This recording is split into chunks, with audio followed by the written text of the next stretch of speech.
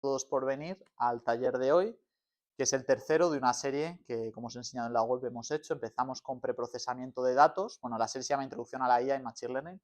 Empezamos con preprocesamiento de datos, es lo básico. Al final, si queremos hacer un modelo de predicción, ¿qué va a ser nuestra predicción si no se basa en algo, si no se basa en los datos? Esenciales los datos.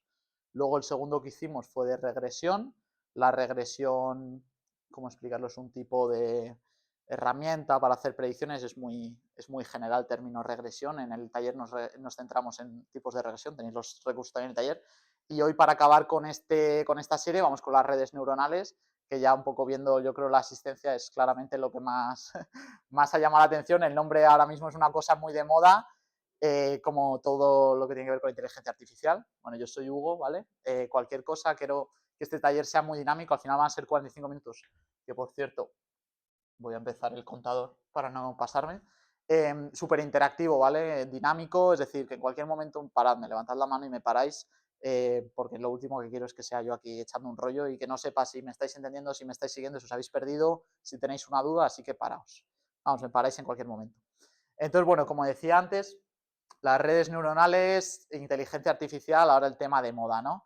Es curioso, bueno, en los últimos años ya inteligencia artificial básicamente viene a ser un poco redes neuronales, ¿no? Todos los modelos de inteligencia artificial, o por lo menos los que más utilidad tienen, al final se basan en redes neuronales. Sin irnos más lejos, ChatGPT, ¿alguno sabe qué son las siglas GPT? ¿Nadie? Vale, pues GPT significa, la G es de Generative, P es de Pre-trained y T es Transformer. Un transformer, un transformador en español, es una arquitectura de redes neuronales. Vamos, GPT se basa en redes neuronales, como todos los modelos grandes que se usan. Entonces, si esto está tan de moda, está bien saber de qué va, ¿no? He puesto esta imagen, es un meme que nos hace gracia, aquí en la asociación siempre estamos de coña, yo y Lauren. Es un tío que publica, nada, que ha descubierto una nueva fórmula, que es la fórmula de Einstein plus inteligencia artificial, ¿no? Que es un poco la tendencia que venimos a ver ahora, ¿no? Que todo el mundo a todo le quiere meter AI, hasta en la sopa, ¿no? Todo AI, AI. Y bueno, la inteligencia artificial está bien, ¿no? Pero no deja de ser una herramienta más. Y como con el resto de herramientas, es útil si sabemos usarla y si sabemos qué está pasando, ¿no? ¿Qué pasa cuando usamos una red neuronal? ¿Qué pasa cuando predecimos usando un modelo? Pues hay que conocerlo, y qué mejor manera que conocerlo desde las bases, que es un poco lo que va a ser el taller de hoy, ¿vale? Aquí tenemos el menú del día, por decirlo de alguna manera. Vamos a empezar con conceptos fundamentales, luego vamos a hablar de la optimización de los parámetros, de un único parámetro, y luego vamos a hablar de optimización de múltiples parámetros. Lo dicho, son conceptos fundamentales. Yo espero que veáis el valor a la charla de hoy. No sé si veníais aquí pensando que en 45 minutos ibais a salir siendo los genios de las redes neuronales. No, no es el caso, pero para empezar, porque yo no soy el genio de las redes neuronales, y para seguir, porque es que en 45 minutos se puede hacer, se puede hacer alguna cosa, pero no mucho. Y esto, al final, si lo queremos aprender bien, hay que aprenderlo desde las bases, con calma, afianzando los conceptos básicos, y lo demás se va construyendo encima de eso. Entonces, alguno ya os lo he dicho, la dinámica de hoy voy a ser yo con diapositivas, pero siempre que veamos este simbolito, que es el símbolo de Jupyter Notebook, la idea es que paséis al notebook que os habéis descargado. No sé si todos os lo habéis descargado. Vamos, ¿alguien ha llegado más tarde de que dijera eso? Yo creo que no, ¿no? Vale. Bueno, pues bien, si no, os metéis en el link y lo podéis descargar desde ahí, y lo abrís desde Colab o cualquier otro entorno en el que podáis correr un notebook, pero Colab yo creo que es el más recomendado. Vale, entonces vamos a empezar. Empezamos con conceptos fundamentales. Al final, lo que he dicho, los datos es la base de todos. Nosotros tenemos unos datos. En este caso, vamos a trabajar durante el taller de hoy todo el rato con estos datos.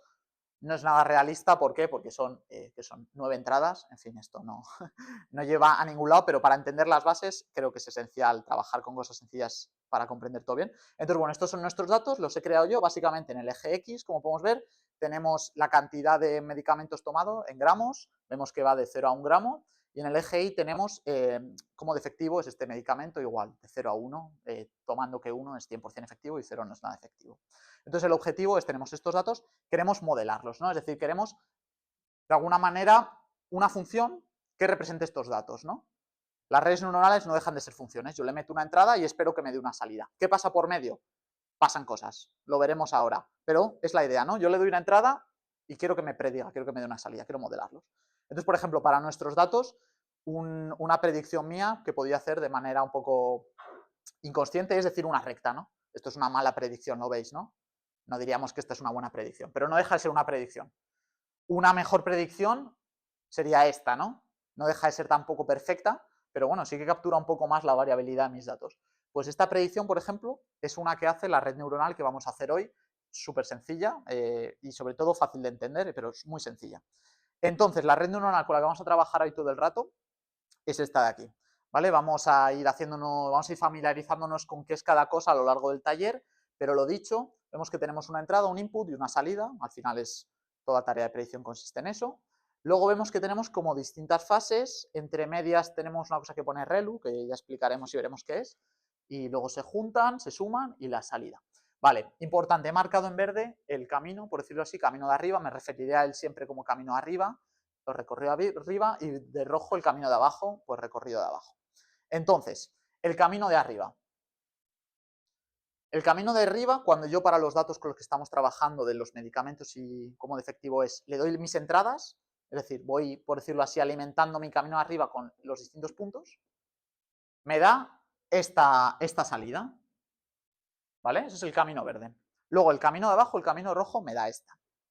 ¿Qué pasa al final? Lo hemos dicho, se suman camino verde y rojo, ¿vale? En esta red neuronal se suman estos dos al final, se suman el camino rojo con el camino verde y me da esta salida, que es la que hemos visto antes. Entonces, ahora estoy explicando un poco cómo funciona esta red neuronal con la que vamos a trabajar. Conceptos, ya empiezo a introducir conceptos. Los nodos, ¿qué son los nodos en una red neuronal? Esto aplica a cualquier red neuronal, ¿vale? Los nodos los he marcado aquí, son como las distintas fases de una red neuronal.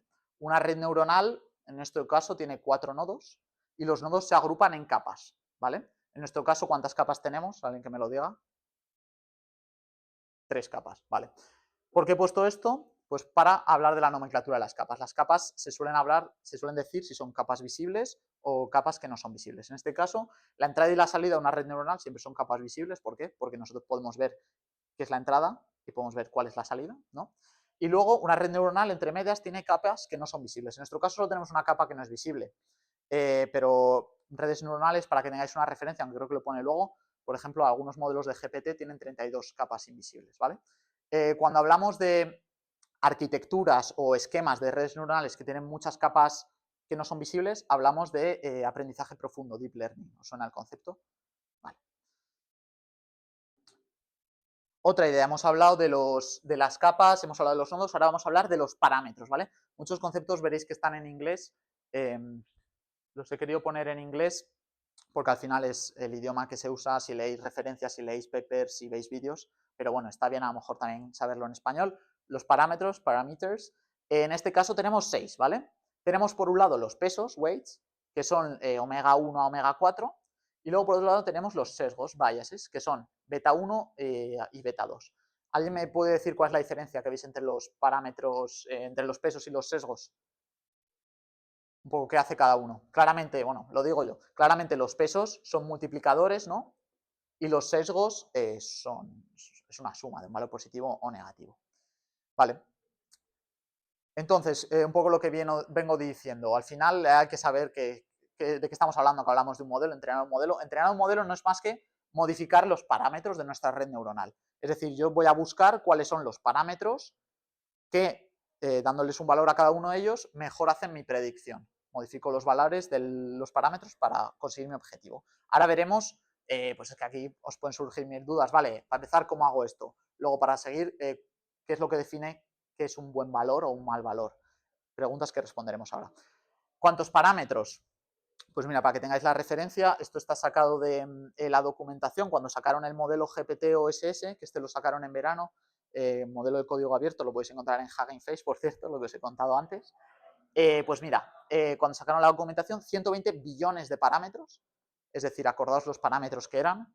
Los parámetros son los pesos y los sesgos, pues 120 billones y 36 capas. 36 capas que la verdad no me he leído la documentación, no sé si se refiere a 36 capas ocultas o 36 capas en total. Aquí tenéis la referencia por si le queréis echar un vistazo. Otro concepto fundamental, hemos visto antes aquí en este nodo esto de aquí. ¿A alguien le suena ReLU? ¿O veis esto y no suena familiar? Vale, pues esto es una función de activación. Si solo tenemos en cuenta los parámetros, al final alguien me puede decir, y tendría toda la razón, que nuestra red neuronal no deja de ser una combinación lineal, ¿no? Es decir, yo le doy aquí un valor, este valor se multiplica, se resta, se multiplica, por aquí abajo se multiplica, se resta, se multiplica, se suma, estoy haciendo combinaciones lineales.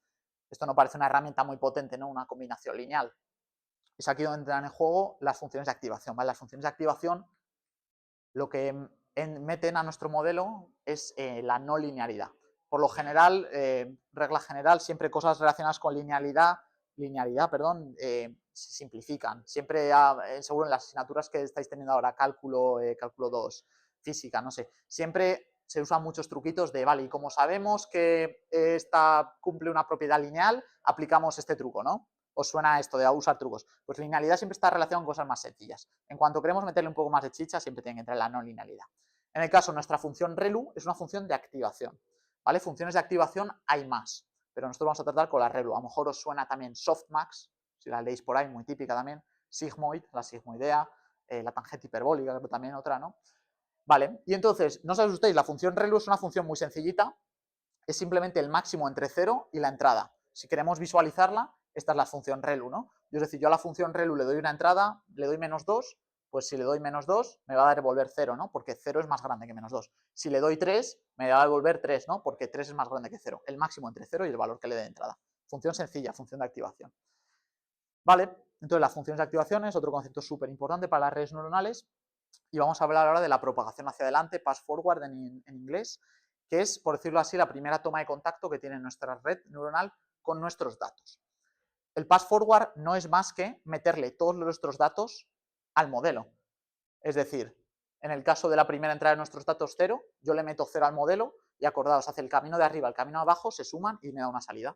Pues 0, el camino de arriba. 0 por 1,43, 0, ¿no? Menos 0,61, menos 0,61. Luego, le doy menos 0,61 a ReLU. Acordaos que ReLU me da el máximo entre 0 o el número que le doy de entrada. En este caso, menos 0,61 es más pequeño que 0, me da 0. Luego, por menos 3,89, 0. Luego, haría lo mismo, siguiendo el camino de abajo, multiplicando por los parámetros de abajo y dándole a la función de activación de abajo, y se suma. En este caso, 0 más 0, salida 0. Es decir, entendamos lo que estamos haciendo aquí. Mi red neuronal para una entrada de 0, su predicción es que es 0. ¿Vale? Este concepto está entendido. La propagación hacia adelante, pass forward, es simplemente como los datos pues pasan por toda la red neuronal. Entonces, si yo propago hacia adelante todos los datos con los que estamos trabajando en este ejemplo, acordaos, creo que son 9 entradas, sí. Esta es la predicción que me da. Este es mi modelo, ya lo hemos visto varias veces este modelo. Vale, entonces hasta ahora hemos visto conceptos fundamentales, vamos a pasar a ver código con estos conceptos fundamentales. Abrid por File Collab, yo lo voy a hacer aquí también. Si alguien por lo que sea se le complica, podéis seguirlo aquí, no va a ser mucho tiempo, ¿vale? Van a ser un par de minutillos. Entonces, me salgo de Collab. Álvaro, cualquier problema me dices. Bien. Vale. Tengo a todo el mundo que lo quiere seguir aquí. Sí. ¿Alguien necesita ayuda? Que también está Lauren por ahí, a lo mejor os puede ayudar. ¿Todo guay, chicos? Vale. Venga, pues entonces, vamos con el notebook. Lo primero que vamos a hacer, bueno, importante, voy a decir un poco. La idea del notebook es que vamos a ver los conceptos que yo estoy diciendo, los vamos a ver en código, y luego, sobre todo, vamos a ver cómo los conceptos que yo estoy explicando no son conceptos más que matemáticos, son conceptos simples, son multiplicaciones, aplicar funciones, sumar. Una red neuronal es eso. Entonces, lo que vamos a hacer es hacer ciertos ejercicios con librerías que no tienen nada que ver a priori con redes neuronales, es decir, librerías que hacen multiplicaciones y sumas, y luego vamos a hacer el mismo ejercicio con la librería PyTorch, que no sé si os suena, es una de las más famosas para usar redes neuronales. Luego está Keras, está en Python, Keras, ¿alguna más, Lauren? TensorFlow, también muy famosa, ¿vale? Y esto básicamente, estas librerías lo que hacen es encapsulan estas funciones, pero eso, que no dejan de hacer cosas que podemos hacer nosotros sin usarlas. Entonces vamos a cargar las librerías. Si habéis venido a los otros talleres ya estaréis familiarizados con estas. Tenemos NumPy, Pandas y Matplotlib. Básicamente para hacer operaciones con vectores, para trabajar con vectores y data frames, y Matplotlib para hacer representaciones gráficas. Entonces, Aquí básicamente vamos a definir nuestros datos, los datos con los que estamos trabajando, ¿vale? Acordaos la cantidad de medicina que tomo y cómo de efectiva es. Entonces, corremos esta celda y representamos mis datos, los visualizamos. Esto es, vamos, literalmente lo que he puesto en las slides es un recorte de esto, entonces es lo mismo. Vale. Luego, importante, vamos a definir la función relu, ¿vale? La función relu, acordaos de cómo funciona, el máximo entre 0 y un número. En estos paquetes que no son de a priori para estas cosas de redes neuronales, no viene definida, hay que crearla nosotros. Pues ya está, la definimos. Definimos una función en Python, sencillo. Vale, y entonces ahora vamos a representar nuestra red neuronal. Acordaos que tiene el camino verde de arriba, el camino rojo de abajo, y acordaos más o menos la pinta que tenía cada camino. Multiplicaba, luego sumaba, luego relu, luego multiplicaba, el de abajo parecido, y luego se sumaban los dos. Pues simplemente esto es lo que estamos definiendo aquí, ¿vale? Si he puesto unos comentarios para que sea más fácil de seguir. Tenemos el camino de arriba, tenemos el camino de abajo, y luego tenemos la salida de la red, que es simplemente la suma del camino de arriba y el camino de abajo. Luego guardamos, en estas variables, guardamos cuáles son las salidas, tanto del camino de arriba por separado del camino de abajo, como en conjunto. Entonces, aquí hemos definido nuestra red. ¿Vale? Entonces, ¿veis? Sí.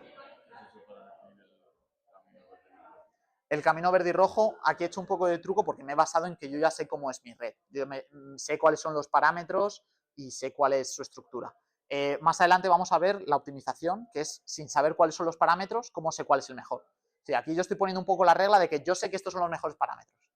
¿Vale? Es para empezar a... Luego haremos eso, optimizar los parámetros. ¿Vale? Y luego simplemente vamos a representar, pues por un lado, lo que enseñan las diapositivas, cuáles las predicciones que hace mi rama de arriba, verde, cuáles las predicciones que hace mi rama de abajo, roja, y luego cuál es la predicción de la red total, que acordaos que la red simplemente es la suma de las los dos caminos, ¿vale? Uy, aquí hay una rata. Bueno, vale, entonces esto, ¿alguna duda hasta ahora de los conceptos? A ver, rápidamente, tenemos funciones de activación, tenemos parámetros, tenemos... ¿de qué más hemos hablado? De la propagación hacia adelante. Hemos visto cómo es nuestra red con la que estamos trabajando. Yo creo que bien, ¿no? Hasta ahora sencillo. Vale, entonces, seguimos. Muchas gracias por tu pregunta. ¿Cómo te llamas? Perdón. Guzmán. Porque bien, Guzmán ha dicho, vale, ¿cómo sabes tú que esa es tu red? ¿No? Porque nosotros estamos diciendo que mi red tiene estos parámetros. ¿Por qué? Porque yo lo estoy definiendo así. Y yo estoy diciendo que estos son los mejores. Pero esto no tiene por qué ser así. A priori, de hecho, nunca es así. No creo que adivinéis los buenos parámetros de una red. Entonces, ¿qué quiere decir esto? Yo tengo que de alguna manera inferir cuál es el mejor parámetro para mi red. Vamos a empezar infiriendo o optimizando, mejor dicho, un parámetro. En este caso, el parámetro que vamos a optimizar es omega 3. Aquí es el caso en el que yo he dicho, en lo que hemos hecho hasta ahora, yo he dado valores y digo que estos valores son los buenos. Pero ¿qué pasaría si omega 3 yo no sé cuál es el valor? Mejor dicho, no sé cuál es el mejor valor, porque cuál es el valor puede ser uno yo que dé aleatoriamente, pero cuál es el valor óptimo para que la predicción de mi red neuronal sea la mejor. Aquí es lo que vamos a hacer. Entonces, ¿por qué no empecemos suponiendo que el valor de omega 3 es 0, el valor óptimo? En este caso vamos a suponer que es omega 3 es 0. Como curiosidad, por lo general, lo que se suele hacer es que los pesos, es decir, los valores que son con índice omega, se suele darles un valor aleatorio, ¿vale? Y a los sesgos se les suele dar un valor de 0 al inicializarlos. En este caso, yo para mi ejemplo he dado omega 3 es igual a 0. ¿Por qué no? Vale. Entonces, esto ya lo hemos... bueno, este gráfico lo hemos visto ya algunas veces. En este caso, el que estoy enseñando ahora es cómo sería la predicción de mi camino de arriba y cuál sería la predicción de mi camino de abajo si omega 3 valiera 0. Luego la predicción final sería la suma de los dos. Vemos que es peor que el que teníamos al principio, ¿no? ¿Cuál era el valor de omega 3? Omega 3 era menos algo, menos 2 algo. Vemos que cuando es omega 3 0, la predicción es bastante peor. Pero ¿por qué sabemos que es peor? Alguien que me pueda decir que es peor, sin decirme que porque la pinta del gráfico es peor. ¿Alguien me lo puede formalizar un poco el concepto de peor o mejor?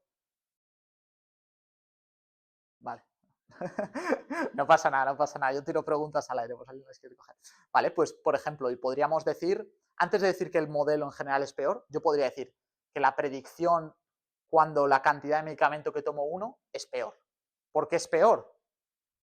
Porque la diferencia entre el valor real y lo que estoy prediciendo es más grande que la diferencia que había antes, ¿no? Entonces vamos a formalizar un poquito más esto, vamos a hablar con la jerga que se suele hablar en mates y en este caso también para cosas de redes neuronales. La diferencia, hablamos del residuo, ¿vale? Residual. El residual es la resta entre el valor que estamos observando y el valor que estamos prediciendo. ¿Vale? Entonces estamos hablando del residuo para esta predicción, pero yo podría hablar del residuo para todas mis predicciones, ¿no? Luego, otro concepto importante, la suma al cuadrado de los residuos, sum square of the residuals, es simplemente yo cojo todos los residuos, los elevo al cuadrado simplemente para que si hay alguno negativo pase a ser positivo, ¿no? Porque esto no dejan de ser distancias, las distancias son siempre positivas, ¿no? Los elevo al cuadrado y los sumo. Es decir, tendría esta distancia al cuadrado más esta distancia al cuadrado más esta distancia al cuadrado, que es lo que enseña esta diapositiva, ¿no?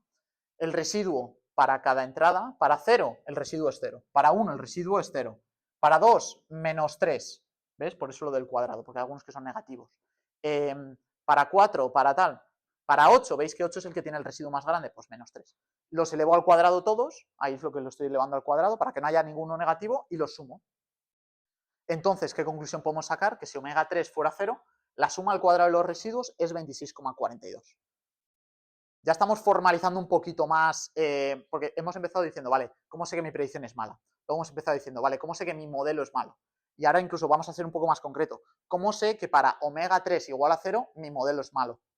¿Por qué? Porque sé que para omega 3 igual a 0 la suma al cuadrado de los residuos es este valor. Entonces, yo podría ir probando distintos valores de omega 3, ¿no? Podría probar omega 3 menos 6 y sacar el valor de la suma al cuadrado de los residuos cuando es menos 6. ¿Qué sale eso? Cuando es menos 5, cuando es menos 4. ¿Vale? Si es verdad que estos, de nuevo, estos valores los estoy dando yo, esto no pasaría en una red de verdad. En una red de verdad pruebas con muchísimas más cosas. Pero yo estoy probando, ¿vale? ¿Qué pasaría si valiera omega 3 estos valores y esta es la suma cuadrada de los residuos que me sale?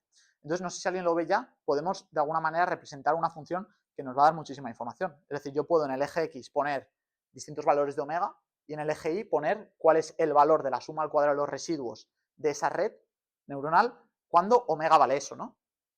¿Veis este gráfico? Es este de aquí.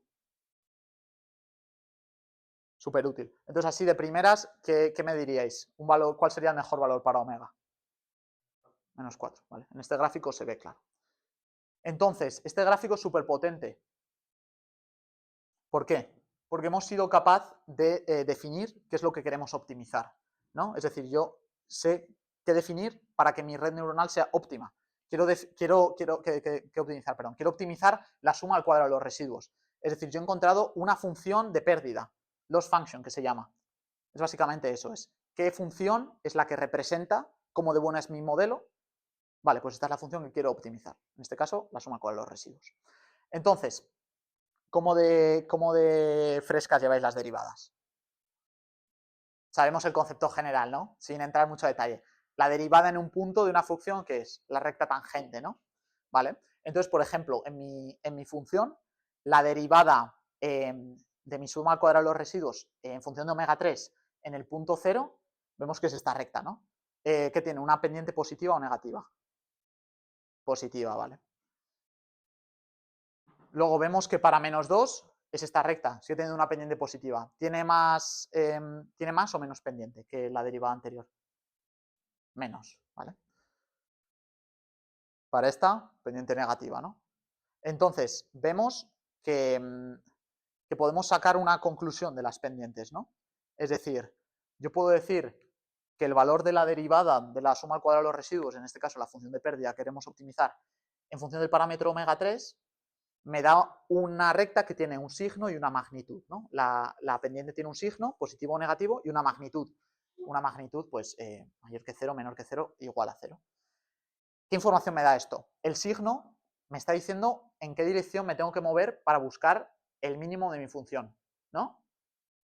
Acordad lo que estábamos viendo antes. Bueno, en este importante, mínimo local, ¿vale? Si es una función más rara que tiene varios mínimos, al final es el mínimo local, no es el mínimo absoluto. Cuando yo tengo una derivada positiva, sé que mi mínimo está hacia la izquierda, ¿no? Sé que mi mínimo, yo estoy aquí, sé que mi mínimo está hacia la izquierda. Cuando yo tengo una derivada negativa, sé que mi mínimo está hacia la derecha. Porque vosotros pensáis que cuando nosotros estamos entrenando nuestra red, nosotros no sacamos este gráfico y a partir de ese gráfico decimos cuál es el mejor valor de omega 3. Nosotros vamos dando valores de omega 3 y vamos viendo qué pasa cuando tengo ese valor de omega 3. Porque computacionalmente, yo, acordados, he puesto valores de omega 3 de 0 a menos 6, si mal no recuerdo. Vale, ¿qué son? 7 valores, ¿no? Fácil de poner. Pero es que para empezar, un valor de omega 3, para empezar, no es un entero, es seguramente un número decimal. Y luego, cómo de preciso eres, en fin, que la lista de posibilidades de omega 3 es que es un rango amplísimo. No podrías calcular la red neuronal para cada valor de omega 3. Entonces, bueno, recordemos, estamos hablando de qué información puedo sacar de la derivada, puedo sacar en qué dirección tengo que moverme para encontrar el mínimo local, por si os queréis poner un poquito más quisquillosos, local, y luego la magnitud de la pendiente me da otra información que es cómo de lejos estoy de este mínimo, ¿no? Si tiene mucha pendiente mi recta, posiblemente, a no ser que mi función haga cosas muy raras, pero posiblemente si nos acercamos muy poco a poco, si sigue siendo muy grande la recta, es porque estoy muy lejos del mínimo. Si es más pequeña, significa que me estoy acercando. ¿Vale? Entonces este concepto yo creo que queda claro. Recordamos los residuos, de los residuos saco la suma al cuadrado de los residuos, y entonces quedaos con esta fórmula, la suma al cuadrado de los residuos es lo observado menos lo predicho. Lo observado son los valores tabulados, es la entrada en nuestra red neuronal. Lo predicho es el resultado de cuando yo le paso cada valor a la red neuronal, ese es el resultado. Entonces, sabemos que lo predicho tiene una expresión, ¿no? Una expresión que se basa en la arquitectura de la red neuronal, acordados, súper sencilla, la que estamos haciendo. Mi valor predicho, es decir, mi output, es el camino de arriba más el camino de abajo. ¿Sí, no? Podemos ser incluso un poco más específicos, de nuevo, porque conocemos la arquitectura. Podemos decir que el camino de arriba, lo verde, es la salida de ReLU, que lo vamos a representar con Y, la salida de ReLU, por omega 3. Y más el de abajo, eso es la salida, ¿no? Entonces, ¿a dónde quiero llegar yo con todo esto? El valor que queremos optimizar, que acordaos que en este caso era la función de pérdida de la suma cuadrada de los residuos en función de omega 3, yo puedo darle una expresión, ¿no? Yo sé que la función al cuadrado de los residuos depende de qué. Depende del valor observado y el valor predicho. A su vez, el valor predicho depende de la rama de arriba y la rama de abajo. Y la rama de arriba tiene una expresión que depende de omega 3. Veis que tenemos como dos funciones compuestas, ¿no? Una que depende de otra y esa segunda ya depende de omega 3. Entonces podemos usar la regla de la cadena, que no sé cómo de fresca la tenéis, cálculo 1 creo que es. Si no, no os preocupéis, el concepto es eso, dos funciones que están, ¿cómo decirlo?, integradas una en otra, es como que tenemos que dar un paso extra. Yo quiero sacar la derivada de la suma al cuadrado de los residuos en función de omega 3, pero es que la suma al cuadrado de los residuos no depende directamente de omega 3, depende del valor predicho, y el valor predicho sí que depende de omega 3, entonces podemos usar la regla de la cadena. Si alguno aquí se ha perdido un poco, no os preocupéis, y si queréis un poco más conceptos, reviséis aquí esto que explica la regla de la cadena sencillito. Entonces, vamos a intentar desglosar un poco más mi expresión. Tenemos esta expresión, ¿vale? Este primer término, la derivada de la suma al cuadrado de los residuos en función del valor predicho, es igual a esta expresión, ¿no? Porque la suma al cuadrado de los residuos es la suma del observado menos lo predicho, ¿no? Es la definición de suma al cuadrado de los residuos, lo estamos viendo antes, que nadie... No, estoy simplemente sustituyendo cosas. Luego, el valor predicho... y el valor predicho en el denominador. Entonces, podemos hacer esta derivada, ¿no? Porque esta expresión de arriba depende directamente del valor predicho. Si tenéis frescas las derivadas de polinomios, esto no sería más que un polinomio del tipo una constante menos x al cuadrado. ¿Cómo se deriva eso? Esto baja aquí, ¿no? Y se le resta un grado. Y entonces nos quedaría esa expresión. El menos 2 se me lía ahora. Bueno, el menos 2 no recuerdo por qué lo he puesto, pero es importante. Pero bueno, veis que es la derivada, ¿no? De esa expresión en función del valor predicho. Claro, es lo que estoy diciendo, que no entiendo ahora por qué he puesto el menos 2. Ah, sí, vale, cierto, porque predicted estaba multiplicado por menos. Cierto, gracias, Lauren. Vale, he hecho una derivada, ¿no? Sencilla. Vale. Luego, por otro lado, hemos hecho la derivada de esto, ¿no? Vamos con esta expresión. La derivada de lo predicho en función de omega 3. Hemos dicho que lo predicho tiene esta expresión, ¿no? El resultado de la rama de arriba más la rama de abajo. Esto lo podemos derivar otra vez. Esto sería una función también muy simple de derivar, ¿no? Esto no depende de omega 3, al derivar se me va, y tiene un primer grado y está multiplicado por omega 3, es decir, la derivada de esto es simplemente y. Bien, ¿no? Una derivada sencilla. ¿Vale? Entonces, yo puedo ya escribir la expresión de lo que yo quiero optimizar, ¿no? Y darle números, porque hasta ahora le estaba dando valores, le estaba diciendo esto es la derivada de esto entre esto, pero ya puedo darle un resultado concreto. Esto es la derivada de lo que quiero optimizar. No os olvidéis que esto es lo que queremos optimizar, esto es nuestro objetivo. Es la derivada de esto por la derivada de esto. La derivada de la suma al cuadrado de los residuos en función de lo predicho. Hemos visto que es menos 2, la suma de menos 2 por esto. Y luego la derivada de lo predicho en función de omega 3, acabamos de ver que es simplemente omega y. Entonces, yo ya podría saber para mi omega 3, no, perdón, yo puedo saber para un omega 3 puedo saber cómo varía esta expresión, ¿no? Es decir, yo puedo calcular todo esto, lo tengo aquí puesto en la tabla. Yo sé el valor del observado, yo sé el valor de lo predicho, yo sé el valor de y, pues puedo calcularlo todo. Voy a meterle un turbo que creo que nos estamos quedando un poco cortos de tiempo, sí. Vale, entonces aquí simplemente vuelvo a explicar que sí, que ya lo hemos dicho, es el resultado de la salida de ReLU, sencillo. Vale, y entonces ahora, si aplicamos esta expresión, que no olvidar, repito, es lo que queremos optimizar, para todos los datos que tengo en mi dataset, sacamos que los resultados para las distintas observados y predichos, los tengo aquí, son estos, si los sumo todos es 9,87. Entonces, 9,87 ahora, ¿qué representa? ¿Alguien que lo vea claro? Vamos, 9,87 es el resultado de esas operaciones, es decir, es el sumatorio por y, es decir, es esta expresión, ¿no? Es cómo cambia la suma al cuadrado de los residuos en función de omega 3. No os olvidéis cuando omega es igual a, ¿qué valor le estábamos dando? A 0. ¿No? Es decir, yo he dicho omega es 0, voy a ver cómo es la derivada de la suma al cuadrado de los residuos en función de omega. Me ha dado que es 9,87. ¿Qué representa 9,87? La pendiente de la tangente en este punto. Entonces, yo hago todo este proceso y me da 9,87. Recapitulemos. ¿Qué información me daba la derivada? Para empezar, el signo me dice hacia qué lado está el mínimo.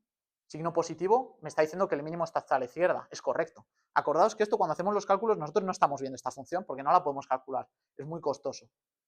Entonces, el signo positivo me está diciendo que el mínimo está hacia la izquierda. Luego, 9,87 es verdad que sería difícil cuantificar si es grande o pequeño, ¿no? Porque en comparación a qué, pero bueno, parece aparentemente grande, ¿no? Entonces me está diciendo que mi mínimo está muy a la izquierda. Sería una conclusión más o menos válida. Lo que es un poco más difícil es eso. Lo de, pues justo lo que estoy diciendo. Moverse a la izquierda, pero ¿cuánto nos tenemos que mover a la izquierda? ¿Qué estamos considerando grande? ¿9,87 es grande? Pues hombre, si el resto de valores va de 0 a 1 es bastante grande, pero si el resto de valores va de 1 millón a 10 millones, no es grande. Entonces hay que moverse a la izquierda. ¿Cuánto? Pues mira, me puedo mover un poquito y me estaría acercando al mínimo, ¿no? Pero a lo mejor si me paso de moverme hacia la izquierda, me he ido al otro lado. Ya no estoy tan cerca del mínimo como antes. Entonces hay que tener cuidado con cuánto nos movemos. ¿Y cómo se define esto? Es decir, ¿cuánto cambio mi valor del parámetro que estoy optimizando? Se define con el tamaño, se define con el tamaño del paso. No me sé la traducción ahora en español. Esto es simplemente el valor de la derivada por el ratio de aprendizaje. El ratio de aprendizaje lo definimos nosotros, ¿vale? Es lo que se llama hiperparámetro. Por un lado están los parámetros, que no los definimos nosotros, eso es la propia red va aprendiendo, va cambiándolos según vaya optimizándolos, ¿no? Como estamos viendo. Y luego están los hiperparámetros, que esos sí que los defines tú. En este caso, el ratio de aprendizaje. Entonces, ¿cuánto me voy a mover cuando modifico el valor de mi parámetro? Viene definido, como estoy diciendo, por el ratio de aprendizaje. Simplemente multiplico el ratio de aprendizaje por el valor de la derivada en ese punto, que acordaos 9,87 hemos hablado antes, ¿no? Y entonces el nuevo valor del parámetro que estoy optimizando será simplemente el valor antiguo menos el paso, menos esta expresión. ¿Vale? Entonces ya he modificado mi valor de omega 3. Para nuestro ejemplo, me da una pendiente 9,87, es la derivada, acordaos, de la función de pérdida en función de omega 3. Yo defino, es un hiperparámetro, lo defino yo, que mi ratio de aprendizaje es 0,01. Pues entonces mi nuevo valor de omega 3 será el valor de la derivada que he sacado en ese punto, 9,87, por el ratio de aprendizaje. Perdón, eso es el tamaño del paso. Y luego el nuevo valor de omega 3 será el valor antiguo de omega 3, 0, menos el tamaño del paso. Es decir, menos 0,0987. Ya he sacado un nuevo valor. Es decir, yo ahora estoy diciendo que pruebe con este omega 3 un poquito más a la izquierda. Y entonces veis que yo aquí puedo hacer un proceso iterativo, ¿no? Lo que he hecho hasta ahora puedo volver a hacerlo para este valor, ¿no? Si todo está bien y lo estamos haciendo bien con un ratio de aprendizaje correcto, vamos a ir acercándonos hacia nuestro mínimo local. ¿Pilláis esta idea? ¿Lo habéis pillado hasta ahora? ¿Vale? Pues esto es lo que hacen las redes neuronales. Entonces, el primer paso, acordaos que es la propagación hacia adelante, forward pass. Mi red neuronal ve cuáles son mis valores y luego hace lo que se llama retropropagación, en inglés backpropagation, que simplemente optimiza el valor que queremos mejorar en función de cómo afecta ese valor a la red neuronal. ¿Vale? Esta idea es importante, es decir, yo digo omega 3, ¿qué peso tiene a la hora de definir a la red neuronal? Eso se ve con las derivadas, regla de la cadena, todo lo que estamos viendo. Entonces, en función de eso, voy a cambiar omega 3 para que si su relevancia es mayor y tiene un valor malo, cambiarla, si su relevancia es menor, pues no cambiarle tanto. Entonces, vamos de adelante para atrás y al hacer la propagación, la retropropagación, es cuando actualizamos omega 3. Entonces, vamos a pasar al código, vamos a hacer esto. Como me estoy quedando corto de tiempo, lo que queda voy a hacerlo un poquito rápido, pero bueno, esto era la esencia de hoy, básicamente. Entonces, venga, vamos a ir al notebook. Vamos a definir aquí primero unas variables. Acordaos, el learning rate, un hiperparámetro, lo defino yo. Luego el número de pasos, esto es el número de veces que voy a hacer este proceso iterativo, ¿vale? De ir para adelante, para atrás, pues defino que 1000 veces. Eso también es un hiperparámetro, lo defino nosotros. Y luego omega 3, esto simplemente, lo que os he dicho antes, los parámetros se suelen inicializar de manera aleatoria. En este caso, bueno, vamos a hacer un poquito de trampas, digo que es 0, ¿vale? Entonces, primero lo vamos a hacer sin librerías concretas de redes neuronales, sin PyTorch. Vamos a hacerlo simplemente con multiplicaciones, sumas y restas. Definimos estas variables y vamos a repetir 1000 veces, porque es el número de veces que he dicho yo, el proceso este de adelante a atrás. Entonces, hacia adelante es lo que hemos hecho en el código arriba, simplemente multiplicar, restar por los valores de los parámetros. Y luego, importante, la propagación hacia detrás. Hemos sacado, porque acordaos que lo hemos sacado matemáticamente, cuál era la expresión de la derivada de la suma al cuadrado de los residuos en función de omega 3, esta la hemos sacado usando la regla de la cadena, pues simplemente defino cuál es su valor en función de mi valor de omega y luego actualizo omega, ¿vale? ¿Os acordáis de esto de actualizar, no? Actualizo en función del omega anterior y del step size, que era el ratio de aprendizaje por mi valor antiguo. Entonces, si corremos todo esto, estamos haciendo 1000 veces adelante, atrás, adelante, atrás, adelante, atrás, y actualizando los valores de omega 3, tarda un poquito, no mucho, vemos que me da un omega 3 de menos 3,97. ¿Vale? Esto, ¿qué es lo que pasa en las librerías, ¿no? ¿Cuál es el funcionamiento detrás? Entonces vamos a importar más concretamente Torch y módulos concretos de la librería. Si no estáis haciéndolo en Colab, tal vez tengáis que descargar Torch o PyTorch, pero bueno, creo que todos estáis en Colab. Luego, básicamente, esto voy a ir un poco rápido porque la verdad que ya se nos está acabando el tiempo, pero aquí básicamente, haciendo una llamada a la librería, defino cómo es mi red. Defino la función forward pass, inicio el modelo, aquí los hiperparámetros, y igual, 1000 veces hago lo de adelante atrás, 1000 veces.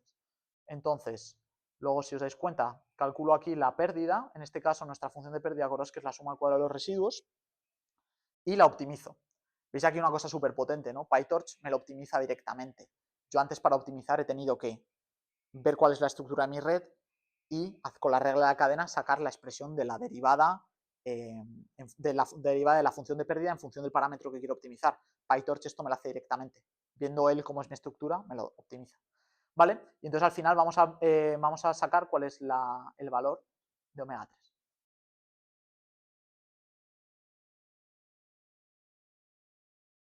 ¿Vale? Esto está tardando más de lo que debería. Vale, por lo general esto tiene que tardar menos que usando NumPy, ¿vale? Esto está más optimizado, pero bueno, esto como está corriendo en Colab, al final tiene que llamar a un servidor, puede ser que el tiempo que tarda en correr no es tiempo que tarda en calcular, sino el tiempo que tarda en pasarse los datos porque ha habido una caída de red o lo que sea. Vale, lo importante es que veis que el valor que me da, menos 3,97,3 no sé qué, es exactamente el mismo que he sacado yo haciéndolo manualmente, ¿vale? Entonces parece que sí que sabemos qué hace PyTorch. Y las diapositivas que quedan me da pena, la verdad, porque, bueno, pues al final lo he preparado, pero voy súper rápido, un minuto. ¿En qué consisten las diapositivas que faltan? Hasta ahora lo que hemos hecho es optimizar la red en función de un único parámetro, ¿no? Lo único que desconocemos es un parámetro. Esto no es el caso, ¿vale? Los parámetros nunca sabemos cuáles son los óptimos, ¿no? Es lo que hemos dicho antes. Inicializo yo dándole valores aleatorios, pero yo no sé cuáles son los óptimos. Entonces, ¿cómo se optimizan todos los parámetros a la vez? La idea es, igual que hemos sacado la expresión de la función de pérdida en función del parámetro para omega 3, yo puedo sacar esa expresión para todos mis parámetros, si conozco la arquitectura, ¿vale?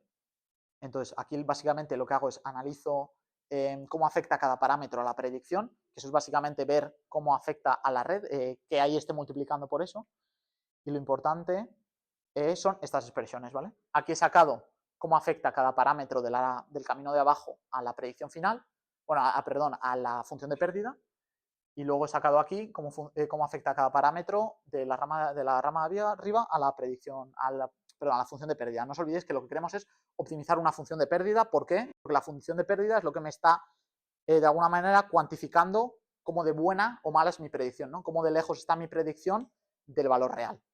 Acordaos el residuo. Bien, entonces cuando he sacado las expresiones, saco valores numéricos, por decirlo así, y ya puedo pasar.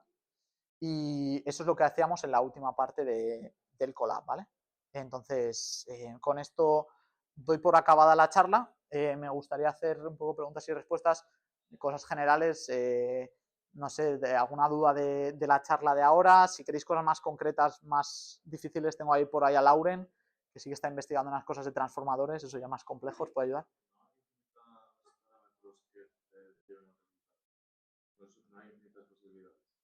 Al mismo resultado, dices. Sí, que dando a lo mejor que omega 1 valga una cosa, omega 3 valga otra, y den una cosa y valgan otro, y den otra cosa. Es buena pregunta, no sé, Lauren, si me puede ayudar con esa. Si no hay unos mismos parámetros que den un mismo resultado, es decir, si no habría infinitas combinaciones de parámetros que me den el mismo resultado.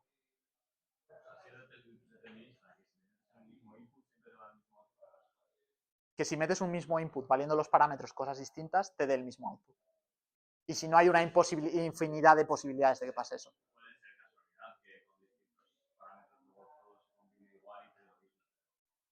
Mira, lo que suele pasar en las redes es que muchas veces hay parámetros, para empezar, que tienen más relevancia a la hora de cuánto determinan el valor de la salida. Otros tienen menos relevancia.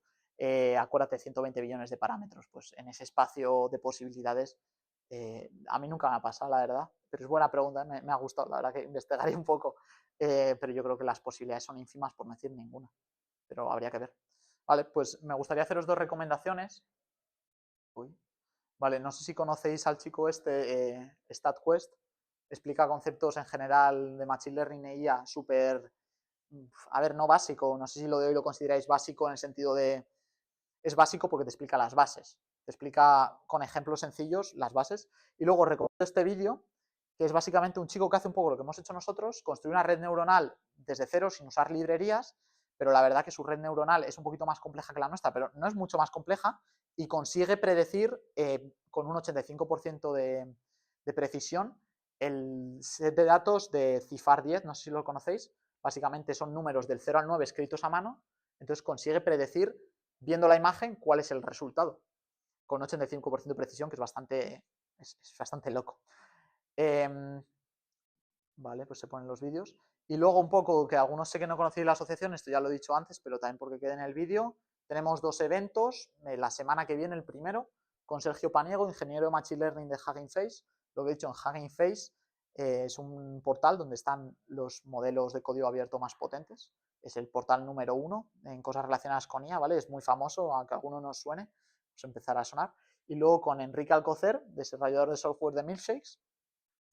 Y nada, yo con esto cierro la charla. Muchas gracias a todos por venir.